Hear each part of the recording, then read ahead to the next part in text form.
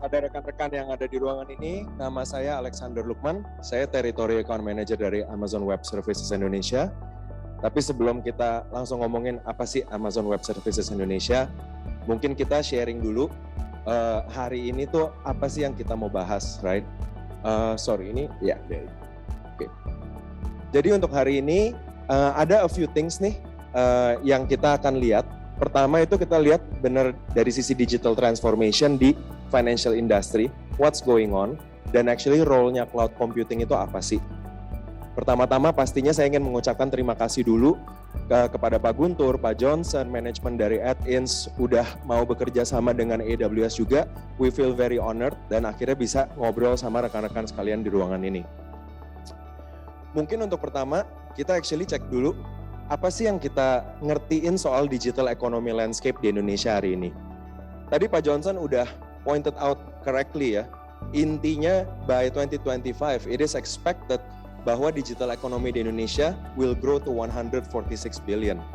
That's massive. Kalau kita lihat by 2020, it was just 44 billion. Apa sih yang nyebabin ini? Pasti kita semua udah aware ya. Number one, it's because of pandemic.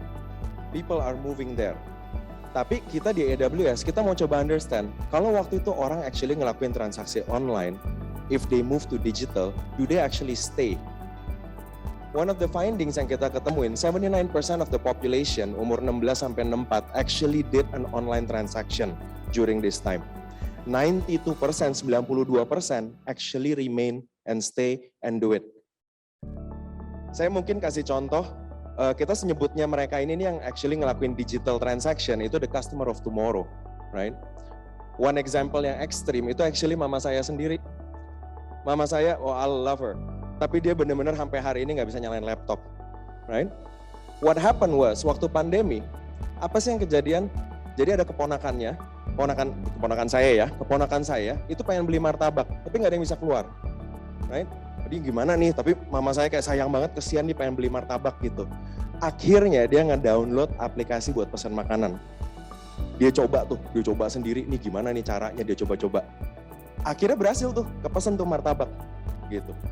Gak ada 10 menit dari itu, saya waktu itu lagi kerja di rumah sendiri ya. Dia telepon, Lek, ini cara berhentiin aplikasi ini gimana ya? Bilang, hah kenapa Mi? Iya, ini actually mama tadi pesan martabak, tapi ini tukang martabaknya drivernya datang terus. Actually nggak tahu kenapa, dia kayak pencet terus. Itu actually ada 7 paket martabak yang nyampe ke rumah. The idea dari cerita ini, the entire point of this story adalah, I'm talking about my mom yang sampai hari ini pun tetap nggak bisa nyalain laptop. Tapi dia actually tahu gimana cara, today dia udah lebih jago lah ya. Tapi today dia actually udah bisa pesan makanan lewat handphone. Can you imagine? We are actually forced untuk ngelakuin digital transformation. That's my mom. Bisa di-imagine nggak yang sekarang baru mulai lulus kuliah, masuk kerja, young professionals, 20 years old, 30 years old. These guys will be the customer of tomorrow. They want things quickly, they want things personalized, and they are demanding. Right? Itu kita bisa ngeliat di digital landscape Indonesia juga. 98% dari digital merchant Indonesia today itu actually nerima digital payment, some sort of digital payment. These things 5 tahun lalu non-existent. Siapa yang pakai digital payment 5 years ago? Right? Financial services industry, of course juga nggak luput nih, gitu. Kita actually ngelihat, saya sempat ngomong ini ke panel-panel di banking juga ya. 92 juta dari adult population Indonesia itu actually masih unbanked. Ini mungkin nggak berita baru lah ya buat kita semua. Credit card penetration 7%, very low. Oke, kita semua juga udah tahu very low credit card penetration di Indonesia. Tapi smartphone user itu 199 juta out of 260, 270 million population Indonesia. That's massive. Bank nggak bisa penetrate buka rekening, nggak bisa penetrate buka credit card. But imagine what you can do untuk akses mereka lewat their mobile phone. They are the customers of tomorrow, right? Di industrinya sendiri, financial players banyak. Kita punya ekosistem tuh udah bagus. More than 100 banks, more than 100 multi-finance, more than 100 insurance. It's robust. Regulator sendiri is already very supportive of this, right? OJK sendiri udah embracing. Di perbankan mereka bikin namanya digital blueprint, di mana salah satu teknologi emerging yang mereka push itu adalah cloud computing, something yang nanti akan saya bahas hari ini. Another key point, ini actually dari blueprintnya nih. Nah di sini ada cloud computing, it's actually mentioned there oleh OJK ya. One last thing, itu actually digital channels. These are the name of companies yang simply 5 tahun lalu nggak ada. Can you see the growth? It's amazing. Digital banks were nowhere to be seen. Today kita banyaknya bukan main. And kita actually juga keep on supporting them on a daily basis di AWS. Yang menarik is peer-to-peer platform. These are companies, new age companies providing solutions of lending, of loan to the unbanked, right? They can reach this mobile phone user, 199 juta user. Mau dari bridging loan, mau dari beli panci, sampai beli motor, they can reach them. Today, I just check kemarin ya, di bulan Juni 2022 actually, itu ada outstanding loan-nya at the moment itu 36 triliun. Di semua peer-to-peer lending ini. That's massive, right? Nah jadi kalau kita ngomongin ini semua, buat multi-finance industry nih, yang udah existing, right? What are the opportunities sih? What are the needs? Dan challenges-nya apa gitu? Yang kita temuin adalah, actually untuk kita tuh maunya enhance experience gitu, untuk new customers, right? Customer tuh maunya apa sih? If we can find new and personalized way untuk provide financing buat SME atau individual di region. Itu amazing banget. Coba pikirin alternative credit scoring. Something yang obviously At-Ins juga udah actually experiment on and actually punya produknya. We're seeing this a lot. Tokopedia, one of our customer, actually punya alternative credit scoring. Yang caranya gimana sih? Caranya actually mereka punya ekosistem dari semua buyer and seller di dalam aplikasi mereka. Mereka bikin tuh, bisa kasih scoring. Gitu. Data analytics, something yang mungkin nanti saya kasih ilustrasinya. Kayak apa sih data analytics gitu di cloud. Yang kedua, kita actually bisa ngelihat applying modern core technology. At-Ins is one of the example. Maksudnya modern core itu apa sih? Modern core, one of the key baseline adalah bisa API integration. That's key. Kenapa? API integration is important karena nggak melulu kita harus ngerjain segala sesuatu dari nol. Bisa aja ada third party yang actually can do it better, daripada we spend resources there, might as well di-integrate aja. We've seen this happening di digital banking, a lot of them. Ada yang punya digital core-nya, disambungin lagi sama e-signature, sama KYC platform, segala macam, dari vendor-vendor berbeda. Right? If we can do this, actually kita juga bisa integrate sama other channels, third party lenders, peer-to-peer lending. One of the things yang kejadian di BPD, ini use case-nya lumayan spesifik buat BPD ya. BPD itu actually kita ambil contoh aja misalkan BPD Jambi. Di Jambi mereka pakai Tokopedia nih misalkan mau financing pakai Kredivo gitu. Tadinya yang actually bisa bantu support Kredivo itu hanya bank-bank besar, Himbara lah, Bank Mandiri, BRI yang actually positioningnya di situ. Bank Jambi nggak kedapatan apa-apa. Bank Jambi actually ngelirik cari deh digital teknologi apa sih yang ada di luar sono. Ternyata ada teknologi channeling gitu yang di-provide dan itu actually bisa integrate ke digital core platformnya mereka. Jadi setiap kali ada yang pakai Kredivo di daerah Jambi itu channelingnya directly dari Bank Jambi. That's new revenue stream buat BPD Jambi. Next adalah seamless onboarding. Kita sekarang udah ngelihat orang udah nggak mau lagi tuh datang kemana-mana and then actually nggak mau datang kemana-mana and then actually harus kayak nulis form gitu, kirimin foto, kirimin KTP segala macam. That's a bit old school. Digital banking today you can open an account within minutes. Semuanya udah pakai liveness segala macam, udah nyambung ke Dukcapil. That's it. It's much quicker, right? Sebenarnya inti dari ini semua apa sih? People will be happier to use your service. Orang akan lebih happy gitu. And that's the entire point. If you have a happy customers, they will stay. Gitu. Happy customers kalau di AWS is an optimal combination of good value plus good technology.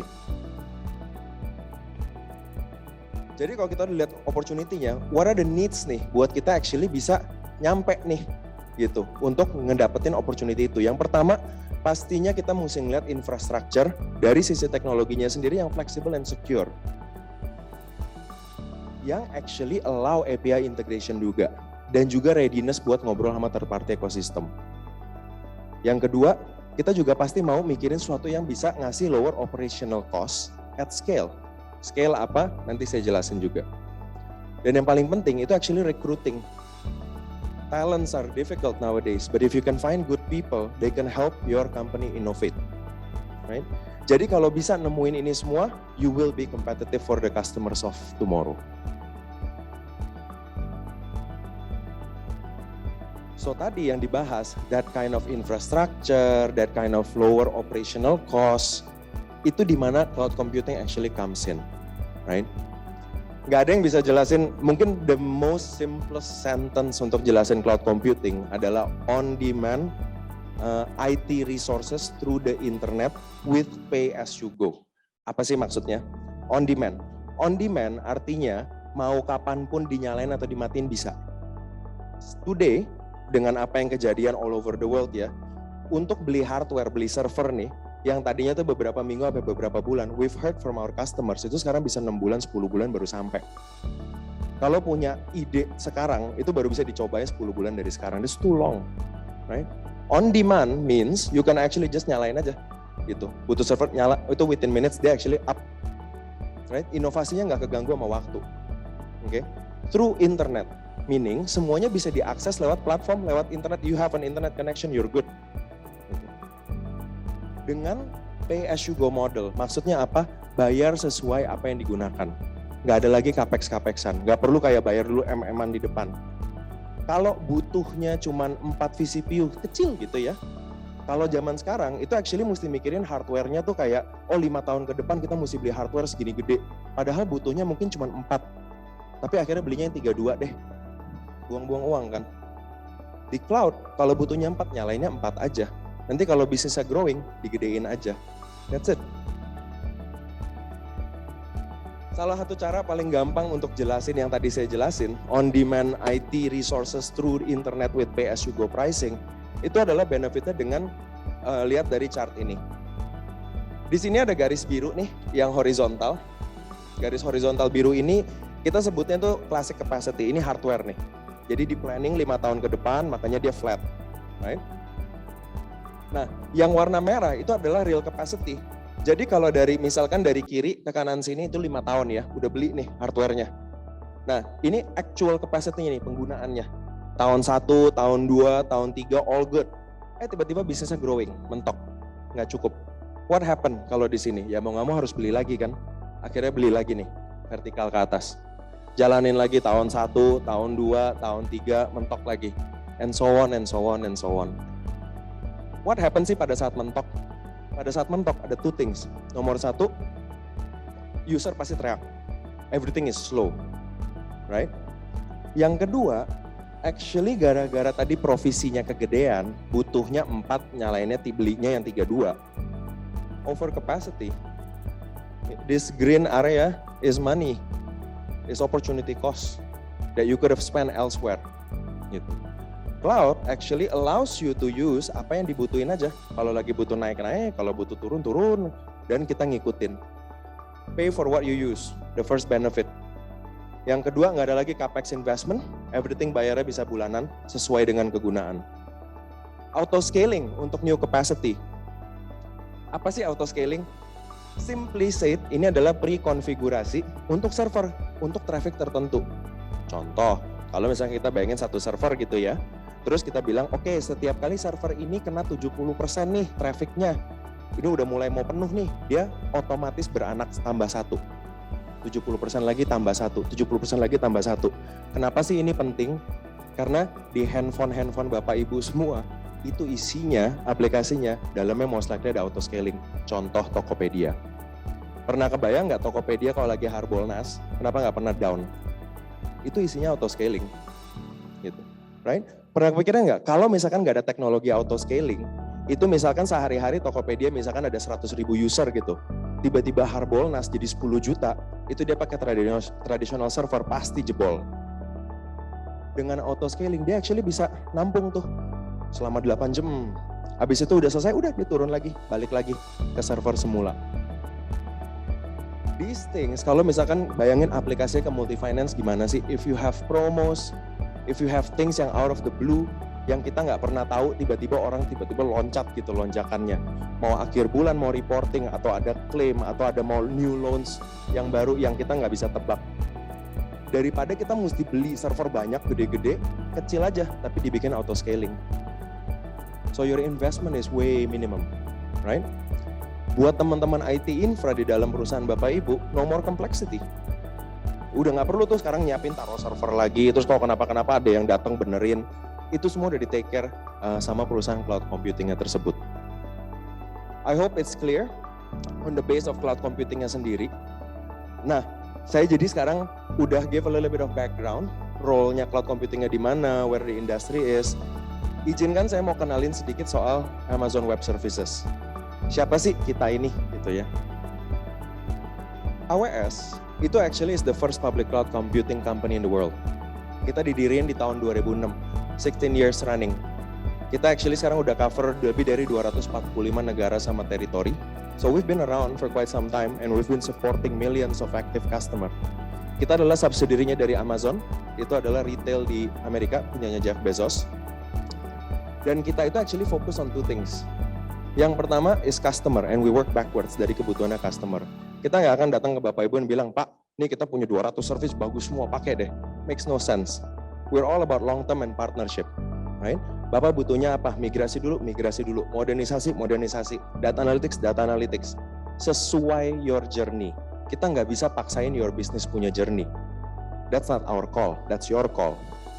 Tugas kita di sini untuk support your business, bukan untuk direct your business. Very different. Yang kedua, kita actually fokus di services.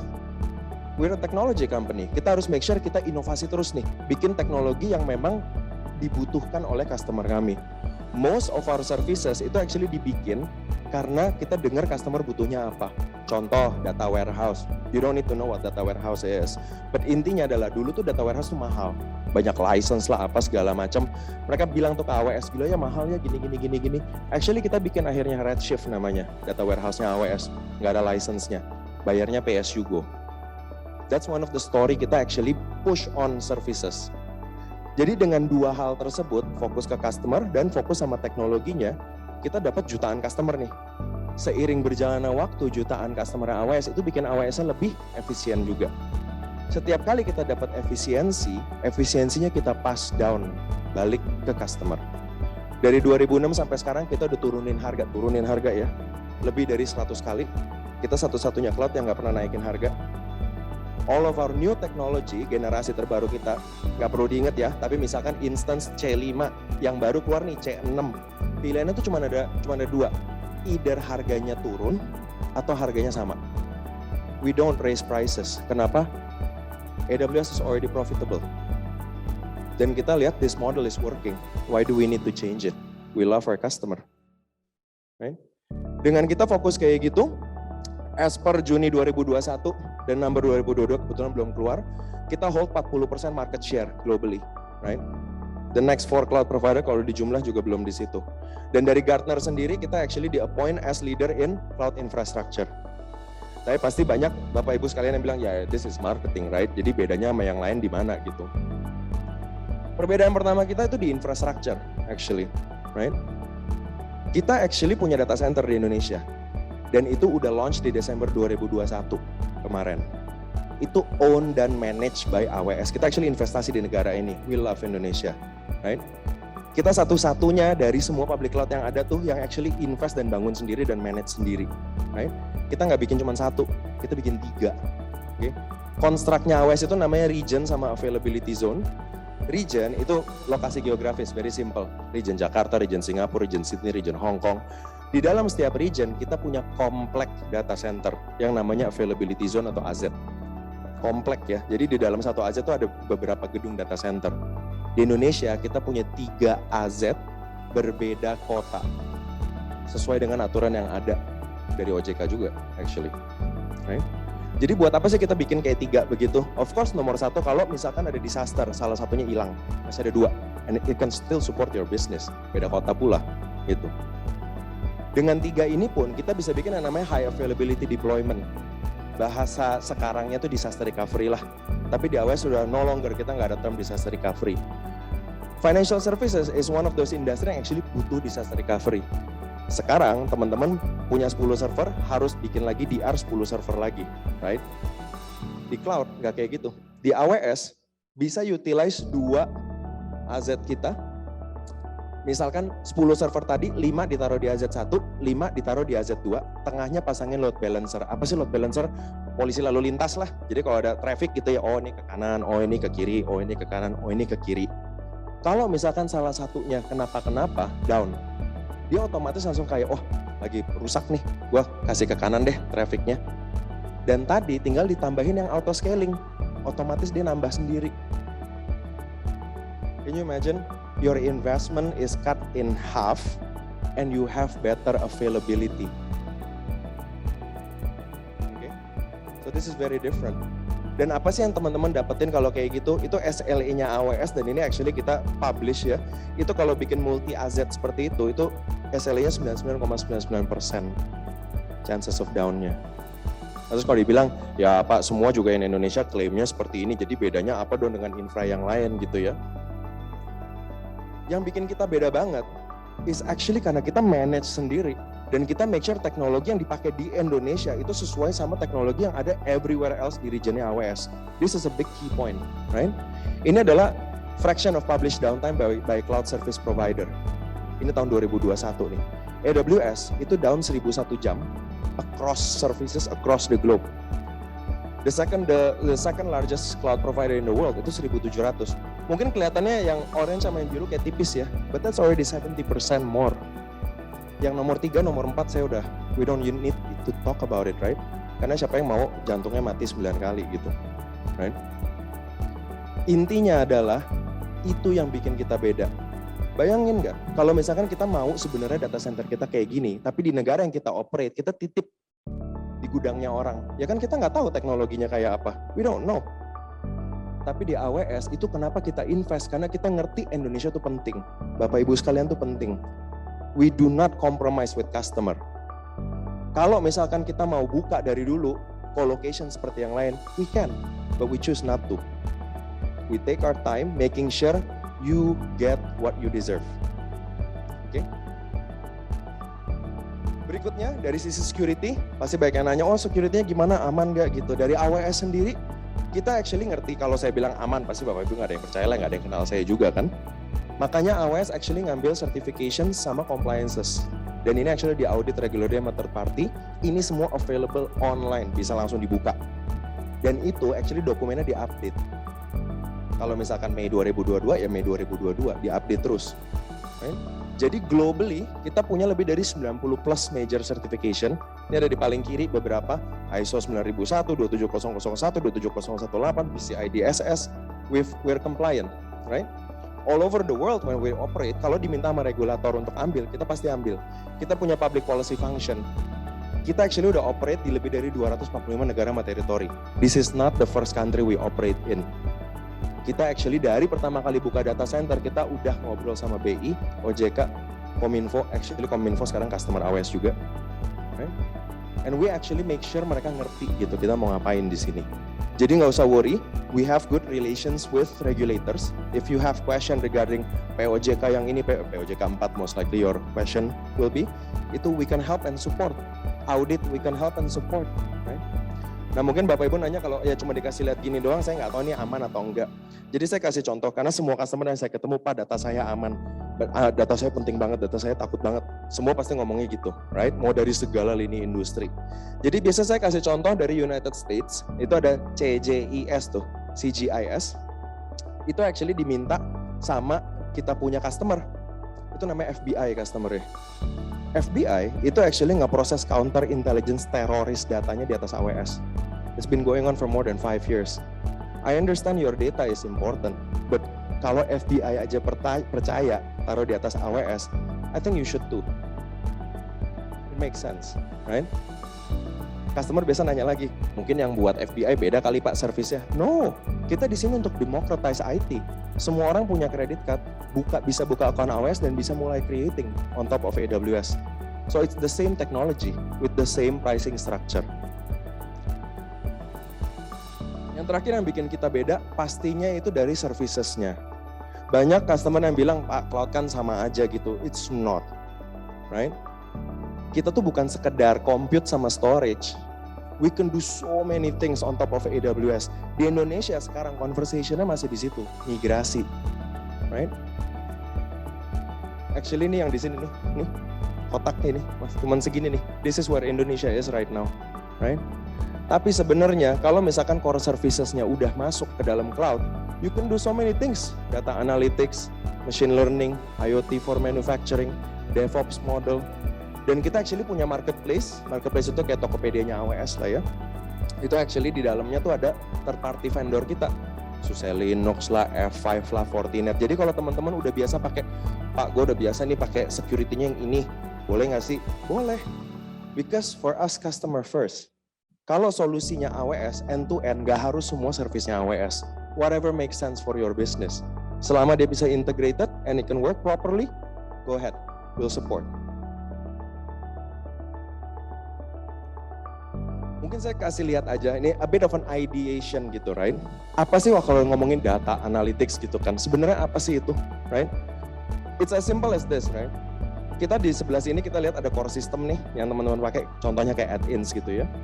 Di sini ada non-core application, mobile application, teman-teman mungkin punya website, punya social media, whatever, itu data semua, right? Sekarang data itu ditaruhnya di mana sih? Aduh mesti taruhnya di server, aduh mahal, aduh nambah storage, aduh apa segala macem, right? Di cloud, kita itu punya namanya S3, S3 itu. S3 ini kita bisa bikin namanya data lake. Bayanginnya tuh kayak ruangan ballroom ini deh, udah tuh ditaruh aja datanya di situ. Kenapa? Karena S3 itu unlimited object storage dengan biaya 300 perak rupiah per gigabyte per bulan. By the way, kalau suka nonton Netflix, semua filmnya Netflix ada di situ tuh. That's where it is. Right? Jadi nanti kita dari data yang udah ada, itu actually bisa diekstrak nih, terus ditaruh nih, digabungin jadi satu.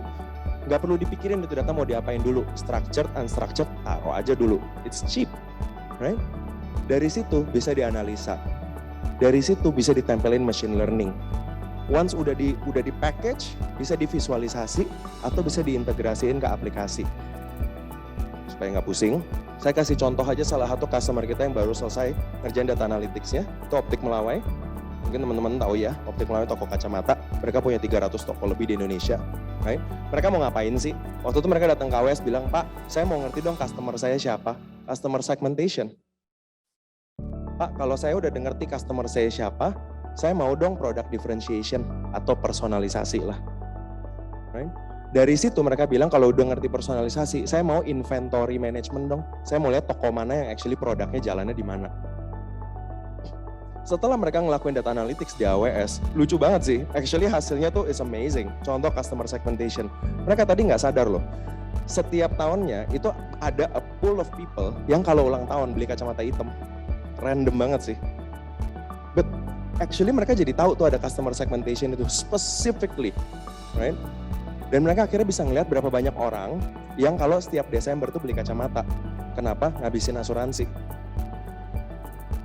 Itu semua jadi kelihatan. They can see that. Once mereka udah ngeliat itu, bisa di-personalize. Dari situ mereka integrasi ke email. Teman-teman pasti pernah lihat dong, dapat email dari bank, dapat email dari insurance. Pokoknya random aja isinya. Oh, menabung SR 017 gitu. Bagus nih 5,9% gitu. But that might not be right for you. Right? Optik Melawai, gara-gara mereka udah segmen customer-nya, itu setiap kali customer ada yang ulang tahun tuh, yang tahu beli kacamata hitam, sebelum di-blast emailnya, dia bisa ngecek datanya, ini orang terakhir kali beli kacamata hitam, demennya brand ini. Pas kirim emailnya, itu dibilang, halo Bapak Alex, selamat ulang tahun ya, berikut adalah beberapa pilihan kacamata yang mungkin Bapak Ibu tertarik, ini kita kasih diskon segini. It's powerful, it's personalization, you give something yang memang that particular type of customer butuh, right?